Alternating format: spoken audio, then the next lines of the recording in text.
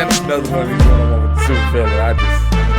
You just knew what the conversation started like less than 3 seconds before I hit record. You know why I'm looking like that. Let's just get right into it because I feel like there's gonna be a lot to talk about already. The homie from the 305. Well, this is fucking went and put some bling on. I hate niggas sometimes. Mr. Randy Constance. What up, sir? It's that bling. Put that Aya Agamotto on. Strange. Stupid. I'm getting my Mortal dreads right now, so we good. Bro, he got the Allen Iverson braids. What you talking about? And then got them AI the answer braids, nigga. Which ones he get? He got the Shamar Moore from Diary of Black Woman. No.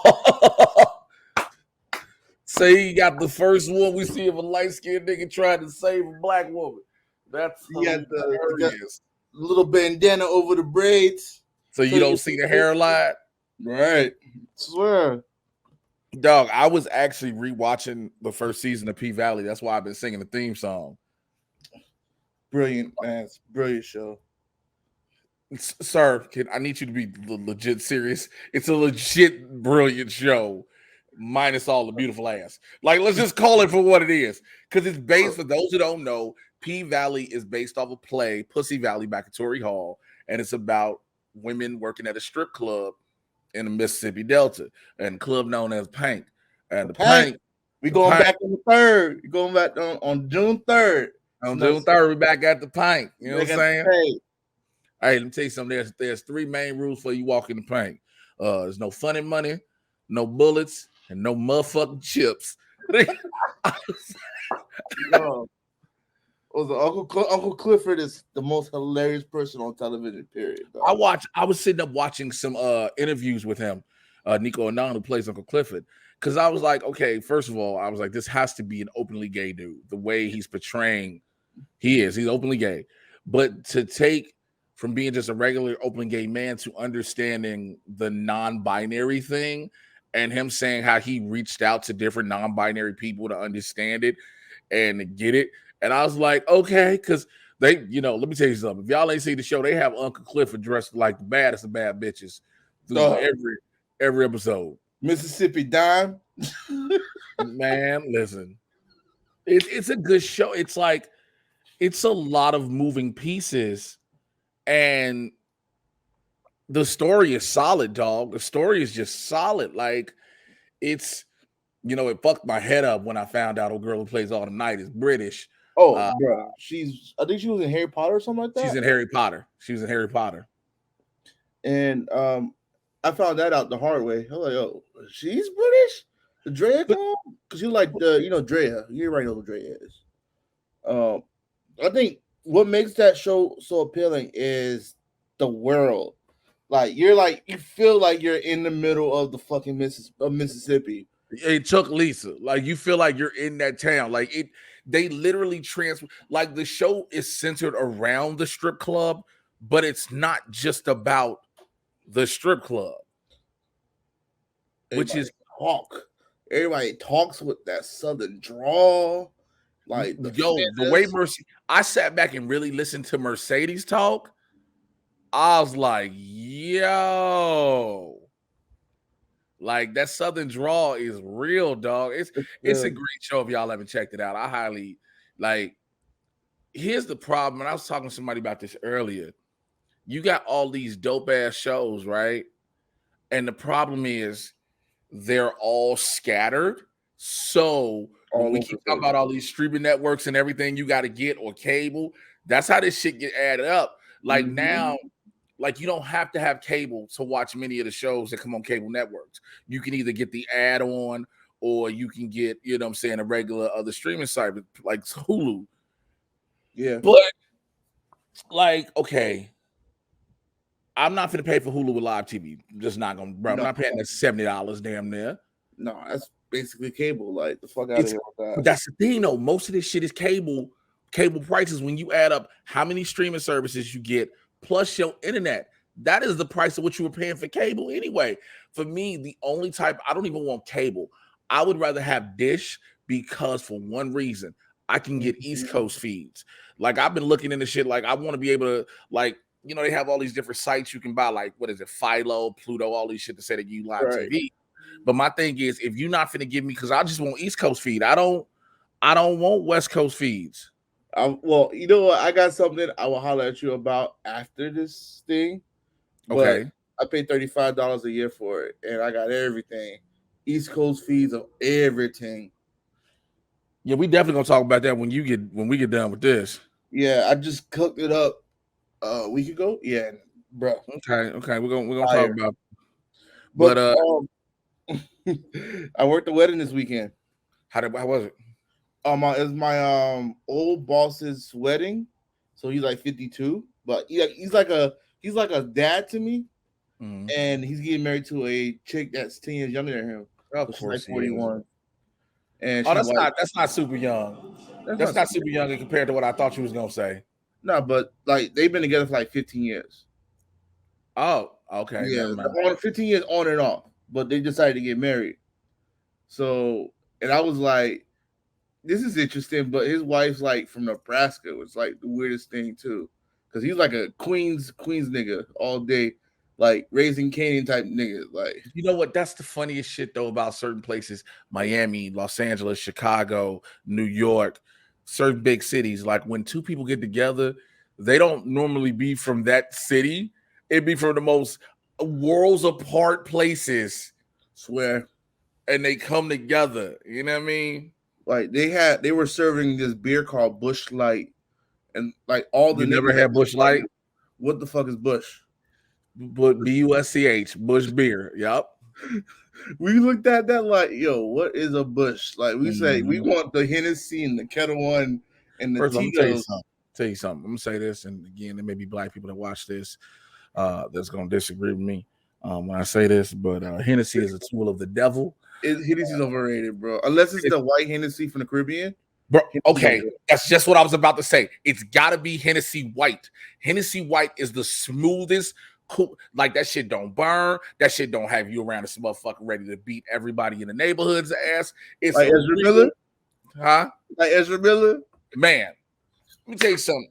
Mad Goose Wizard out here is a threat to the citizens of these motherfuckers live by volcanoes, and a bigger threat to Hawaiians is Ezra Miller. Okay, so what happens when the baby flies to Hawaii for like a show, and he runs into Day. So I wonder how that's gonna go between the baby and Ezra Miller. That's what you call a paradox in the space-time continuum. Because them two motherfuckers are a danger to society. If it's a rapper that's really about their life, the baby. Did you see this one video I posted? Niggas was like, did you see this one video I posted where it looked like the baby getting the shit slapped out of him, and somebody said that ain't the baby? I was like, it looked like that nigga getting thunder slapped out of him. This nigga killed somebody at Walmart. That's like the last place on earth you want to actually do any type of harm to people. Well, supposedly he got off on self-defense. So here's the thing about that, and I'm just gonna keep it a buck. We always talk about how certain charges and certain things only work for white folks, and it worked for a nigga. If self-defense, because we always hear about white people saying, especially when they shoot black people, we hear about them saying, "Oh, it was self-defense." Now, in moments where it's proven, the babies was proven because the dude came at him. Like his was self-defense legitimately, but like you had these motherfuckers like some of these cops that be the person is running away. He shot him in the back because they're running away, and they told us when they feared for their life. He's running away, right? Not towards you. Facts. If you said motherfuckers running towards you, motherfuckers running towards you full steam ahead like Bobby Boucher with the in their face, then I might get it. But he shot him like straight ahead, like that's the thing. Like cops used to shooting people in their back. Like what's that boy that got cooked at Popeyes or something like that with the cop? He was running away and then he got shot in the back. It's a couple of them. I mean, the problem is when you that's the messed up thing about that scenario within itself is that when you bring it up, you're like, which one? Because there's so many that this keeps happening with. This You know is what I'm regular. saying? It's regular, bro. It's normal to society, man. Like shit's been going on forever. I watched that show on HBO. Speaking of streaming services, what was it Winning Time with the Lakers? Yeah, you were telling me about it. First off, the show is brilliant. Adam McKay kills it. Guy who plays Magic, amazing. Guy who plays The, Kareem, the amazing. fact that Kareem, Jerry West, and Magic was like, "Hey, motherfuckers!" Like all these. How do you get that upset at a show unless they you trying to say, "Oh no, this ain't how I am," unless they struck a nerve. It's dramatization. Like they even put the disclaimer in the front and the back of the show. Like these are just dramatizations of these characters, and it's just basically that season with like exaggerated stories. Like people never Okay, knew that. so again, Yeah, if it's being told that it's an exaggerated story, a hit dog hollers, right? fact. So look, we already know Magic was a deviant, nigga. Like Magic was a sexual deviant, nigga. The interviews have been coming out of this nigga, so Magic can be like, "Hey, listen, they talking about Showtime. Showtime wasn't doing all." Nigga, you said a woman would tell you she ain't got no drawers on. You knew what was going down. You were a sexual deviant. There was that video we saw with him getting interviewed, and he was like Yeah. having sex in the other room with somebody.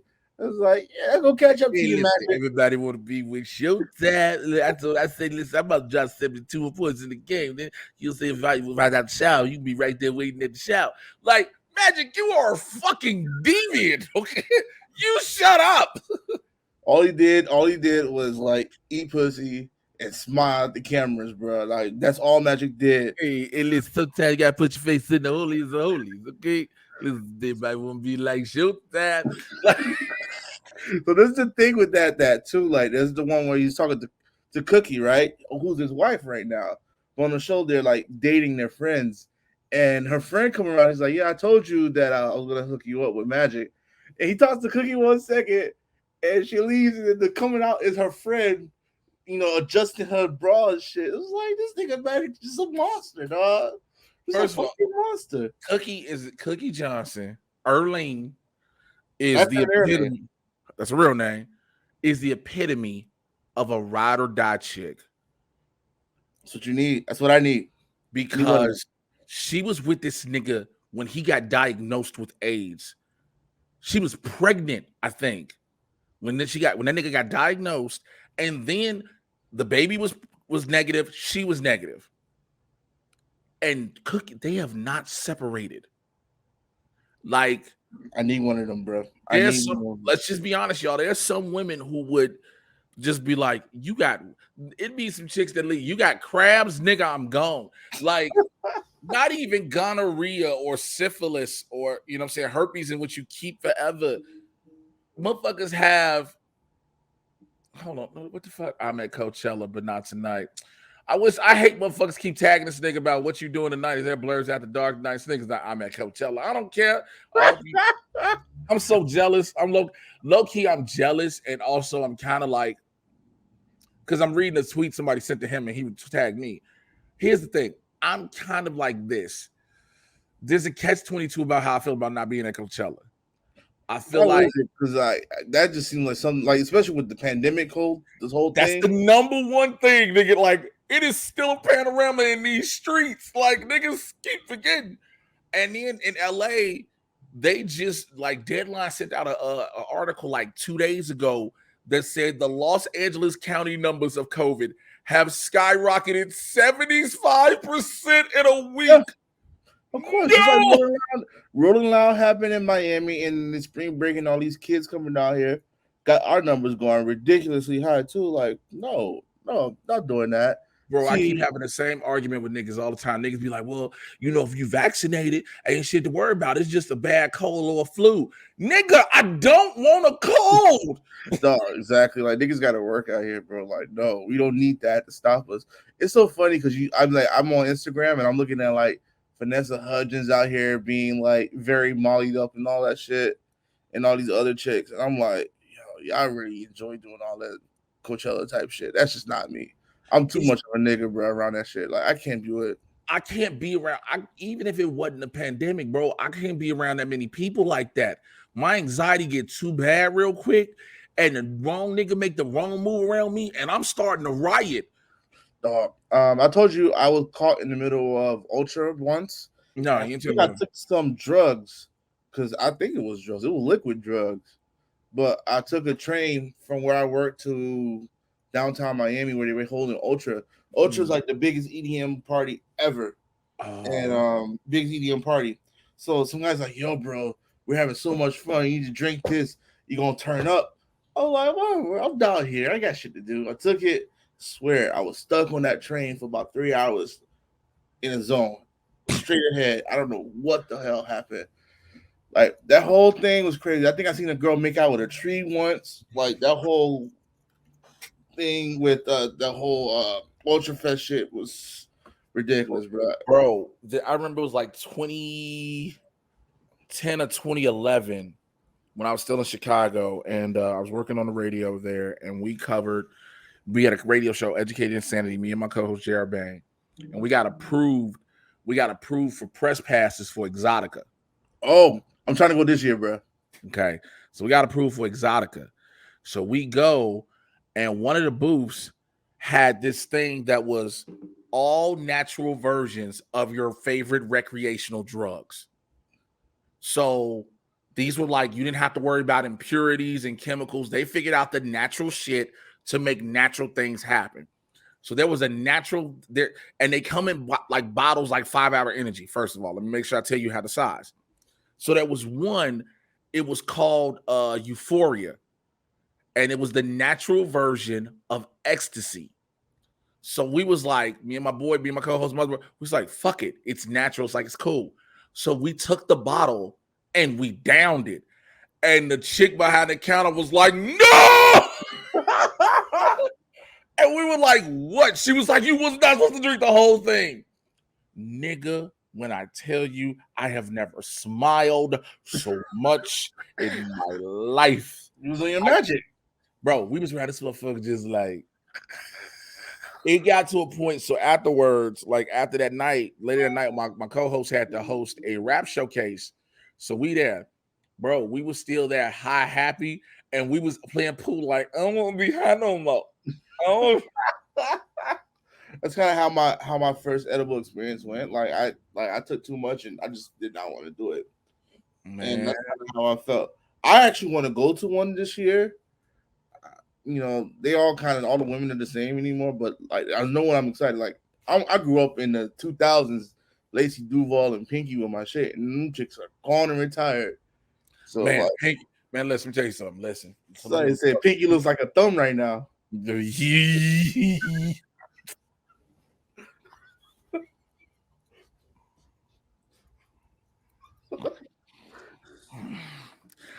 gonna send this tweet out because I'm gonna see if my sister knows. Because I'm gonna see if my sister knows what that place was. Hey, Glamazon, tell me, do you remember at Exotica? Because she'll know. Because my sister, she's like the resident sex therapist for Exotica. Mm-hmm. And so, like, anytime they got something going on, like, she knows everybody there, everything that's going on, all this other shit. And so I was like, okay, cool. Because she'll be able to tell me, do you remember at Exotica? I'm living now. You got me thinking, you know how black people are like, I got to do this now before I forget. You got to understand, like, that was like my time. I used to be like Lacey Duval. Yo, I met Candace Vaughn that one year, nigga. Candace Vaughn with them big old titties. Changed. Yeah. I met Candace Vaughn. I met Tay Stevens. Sarah J is one of my sister's best friends. But when I met Tay Stevens, I was like, okay, cool. Then I started seeing, like, because I follow on Twitter, I was like, oh, you're an anti-vaxxer bitch. Okay, all respect gone for you completely. It'd be like that, though. They surprise you, bro. Yeah, but like all my go-tos are retired and old and got kids now. So it's like, I don't know what I'm doing now. I just watch random chicks. I'd rather watch all this shit on She Freaky or something like that. Or like, what they call them? on like the amateur shit rather than professionals. All them chicks are just skinny white chicks with no ass, bro. I need ass. I met a bunch of fledgling adult stars there, and I met one, and we talked for a while, and I was just like, again, this is me being younger. This is 9 years. This is not even 9. This is like 12 years ago. Me younger. I was like, oh, they let anybody do porn because she looked like Yoshi in the face, Oh, and she I was was young like, kid. no, like she looked like Oh, she was Yoshi. terrible, She looked terrible. She like Yoshi from Super Mario World. And I was like, how? bro.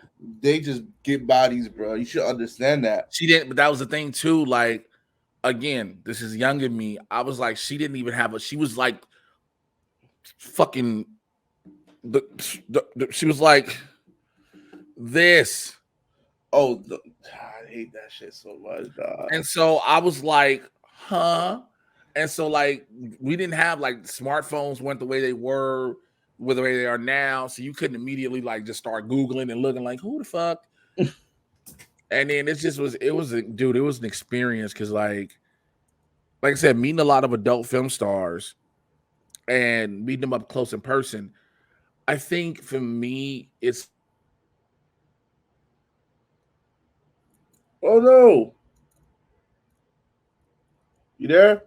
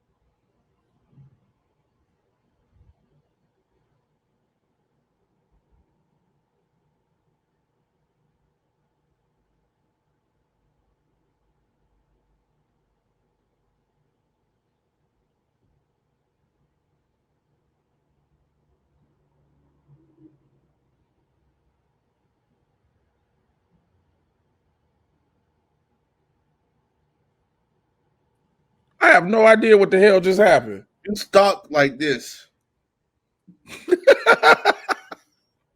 The and I most was like, "Hello." well, no, so we got like high winds and shit out here, so I don't know if that was messing with the internet, but They it fuck it was up. you know, seeing the adult film stars was like I realized how thirsty niggas can be. Well, usually when we get around it, and we as in men get around like someone that we admire that's doing that type of stuff, we would get very nervous. Most time, that's what I would. For me personally, I would. That's how I kind of was. I was more, yo, and I get it. You know, again, it's a job. It's what they do. Their jobs is to sell the fantasy, et cetera, et cetera. But the level of niggas that I saw that were thirsty, that thought they could holler at them and pull them, that to me was the thing that was like, yo, what? Are you serious? Like, you're not gonna pull like you're not gonna run game on a woman like that. If she gonna get at you, she gonna get at you on her own. Facts. It's not no there's no level of game you can run on a woman who on a chick that's an adult film star. Like they're used to getting the attention. And So they used to niggas trying to sell a fantasy and knowing they own BS. I just feel like they just like regular dudes or regular dicks. So I just be crazy. Like, yo, bro, look, check this out. I ain't got no 11-inch, but we can work with something though. I got some like half of that. Is that cool with you? Yeah, this nigga said, hey, baby, listen, hey, listen. Sometimes, you know, listen, baby, I'm not around here blessed like a baby donkey leg. But what I'm saying is, you know what I'm He's saying? like, you be like, I know we're gonna have a good time. It may not be the best time, but it's gonna be a very good ass time. Bro, why is R. Kelly trending on Twitter? I'm scared to even click on it, bruh. It's really crazy because Oh yeah, speaking of Twitter, um, now we watched this train wreck of a show, and I wanted to talk to you about which one? Ultimatum. My That shit nigga, is the wildest shit I've ever watched. that shit is the epitome. Look, I tweeted it. I said Netflix is becoming the new VH1, plain and simple, right? But I already thought they were doing the most with The Secret. The Circle was cool. Circle's cool. Love is Blind. I was like, according to y'all, it's not. But then the ultimatum happens. I'm sorry. Let me not forget Too Hot to Handle. But then the ultimatum happens, and I'm like, at no point does this sound. If I'm in this relationship and I think my relationship comes to the point where I need to have an ultimatum of either we get married or we got to split up, the level of shit they want you to do on the ultimatum, nah, bro, because you already know you running that risk of not coming back normal. Facts. I got to spend 3 weeks with another motherfucker acting like I'm married. You not Ray, the most bogus motherfucker I was Team Ray for the longest. Because she light skinned, bro. That's all it is. No, she seemed like, look, all she wanted was for Zay to get his shit together, you know what I'm saying, to beat it, you know what I'm saying, get married, and propose, elevate their relationship. That's that all shit Ray was wanted. bullshit the whole season. Her also bullshit the whole season. Who, Zay? Oh no, Rachel, whatever her name is. Ray, his girl, right, the girl. That's what I'm saying. I was on her side at first.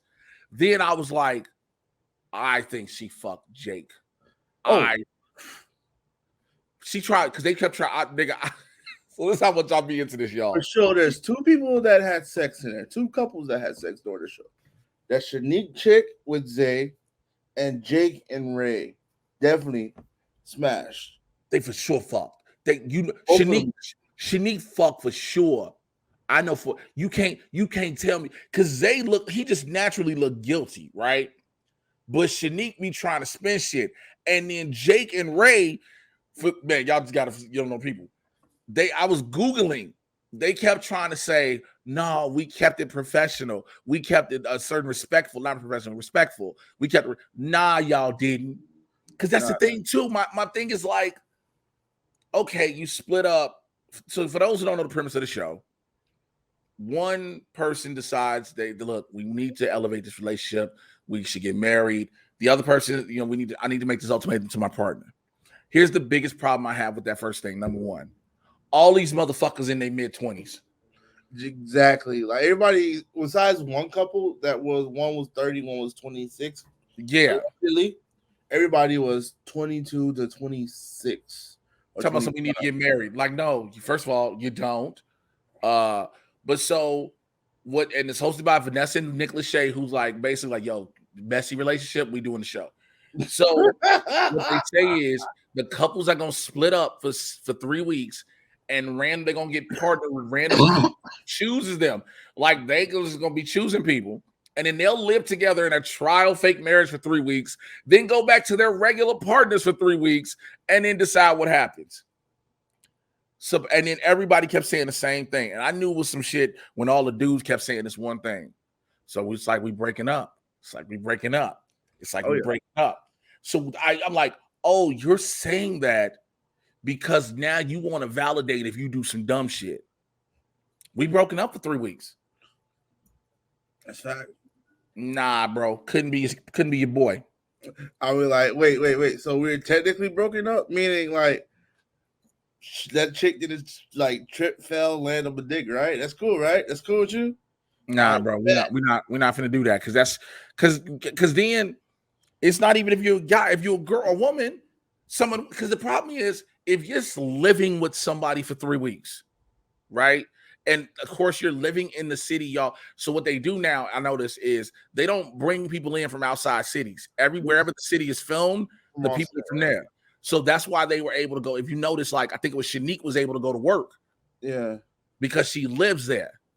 Everybody's from Austin, right? Austin, On Texas. the ultimatum. They're from Austin. So Yeah. just like everybody on this recent season of Love is Blind was from the crib, was from Chicago. Yeah, I noticed that. And the next one I think is Dallas season.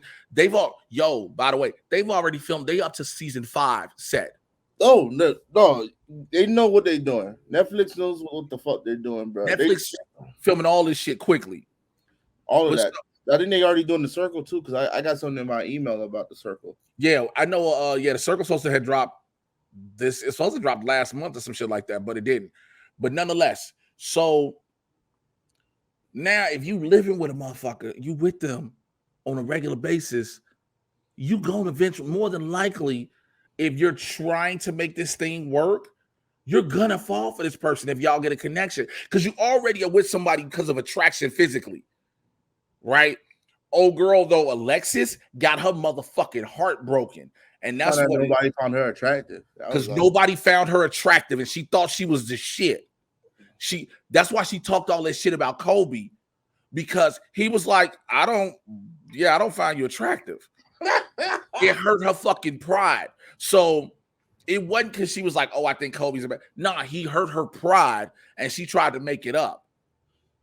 We gotta learn how to humble white women like that. He humbled the shit out of her.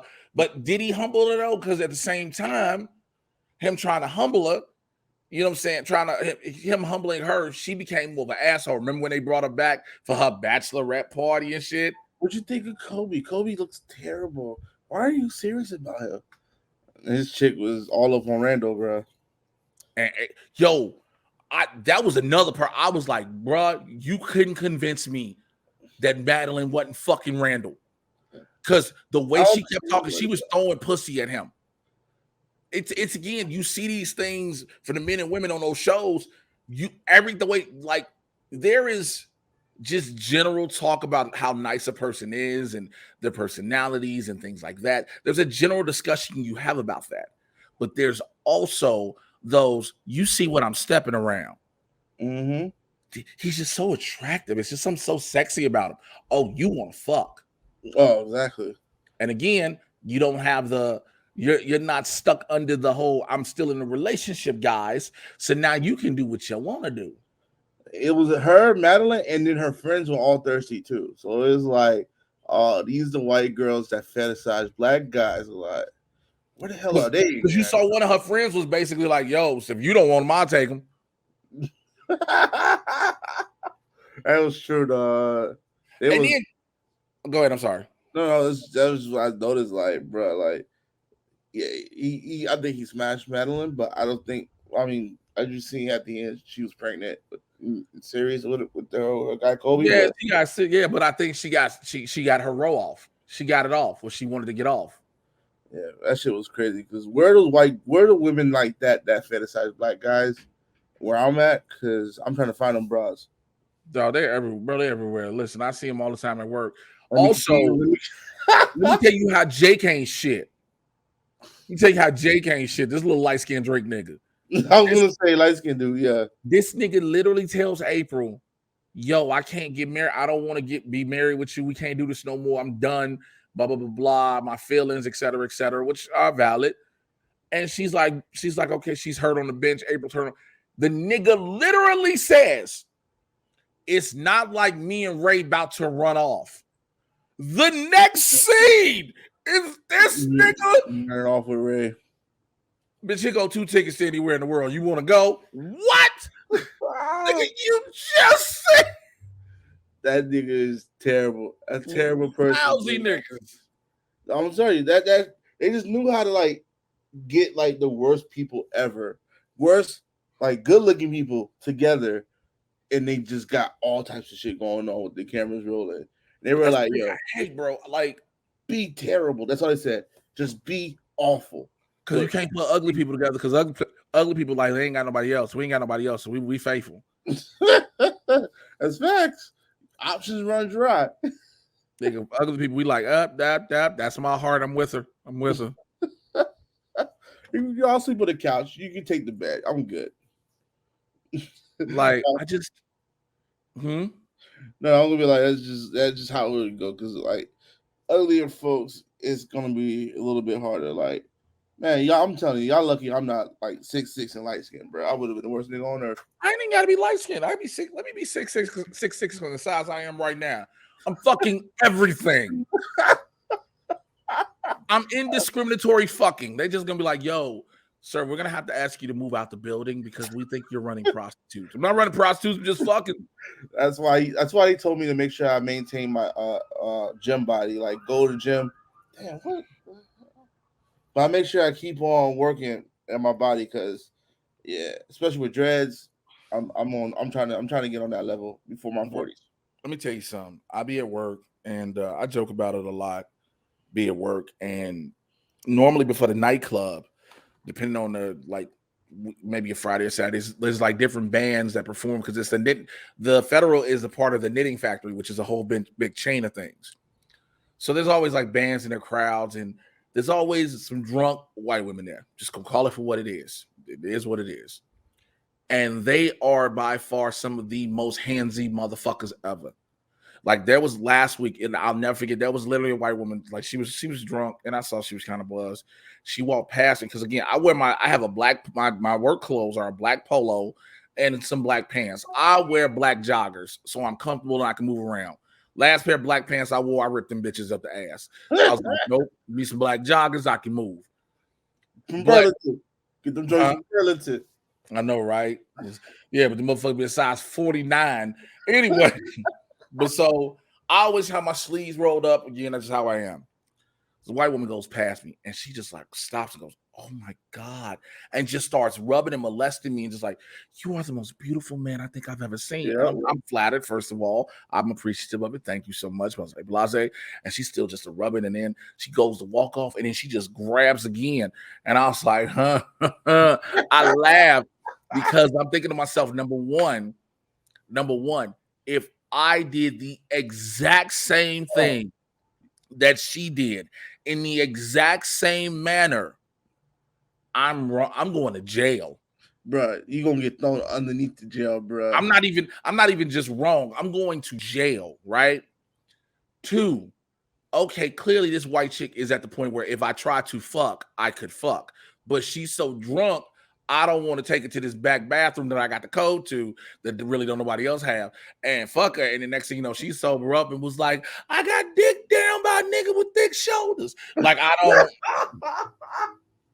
don't need that in my life. Yeah. You know what I'm saying? I don't need that in my life. But again, it's like I see that happen a lot of fetishization, especially of me, some of my coworkers, because they're taller black dudes, and like you watch it every week. And again, people have their who they like, but there's also a fetishization. I literally watched a white dude get mad last week because his girl kept dancing on me. Damn. That nigga got so mad. He was like, they was like his girl just kept dancing over around me, and I'm walking around my earpiece and working shit like that. And so he was sitting at one of the back couch areas by the DJ booth, by the back sound booth. And so all of a sudden they leave. The sound guy was like, "Yo, her man was pissed." And they're gonna beat you up. You be like, "Stop it." I'm tell you something. Like my thing is always this, and it's even the same if it's me, if it's reversed. If my girl is super drunk, I'm gonna try to be like, yo, reel her in, right? Reel her in. Because I wanted to, because I like, yo, I understand you could potentially make some bad decisions. But if she's coherent and shit like that, she just buzzed and she having a good time, live your life, babe. Live your life. I'll But her ass up, bro. I'll give her some waters or something like that. But here's the deal. If I see my girl, if she ain't even like super, if she buzz fucked up, but she dancing on another dude, whatever. But if she dancing real flirty, guess who I'm not gonna get mad at? The nigga she dancing with. You get mad at her because she's embarrassing you. It's not even embarrassing me. It's you're embarrassing our relationship. Most people don't even probably know we're together unless you just see us walking around. But I'm like, yo, you're not even embarrassing. You're disrespecting me. Because it'd be the same way if it was reversed. I'm disrespecting you. Because I'm not gonna get mad at the dude, bro. You just doing what you gonna do. Yeah, I'm saying. Yeah, I won't. Like I said, I won't get mad at the dude. I'll probably be mad at my chick. Like, yo, relax, slow down, drink some water. It'd be like that sometimes, man. Bro, I've already said that I'm going to start being the dude who brings liquid IV electrolyte packs because people don't understand. For I some sold them people, up quickly. yes, bro. Let me tell you something. The things work for hangovers, bro. So I don't know if y'all do 420 out there in Florida, whatever. Oh, we do, but I mean, I don't smoke, but I heard Okay. the weed there here is pretty bad. Okay, so I've done so because I don't like taking. I'd rather do weed and calm my anxiety and deal with some of my mental stuff than constantly keep taking these medications and these pills, right? So I digress. 420 doing all that. I started out the day, I was already on just dealing with a lot of stress. So I've been pulling on my vape pen. I smoked out my bowl, all that just to get my nerves down. And then I went to go catch up with Winston because we was gonna go, like I call it trick or treating, but we were gonna go to different dispensaries. So Winston had already been dealing with some shit, so he had been getting fucked up earlier, and I was fucked up. He was like, "Yo, I'm dealing with too much." He's like, "I can't. I'm high right now." I said, "All right, don't trip." I said, "Don't trip.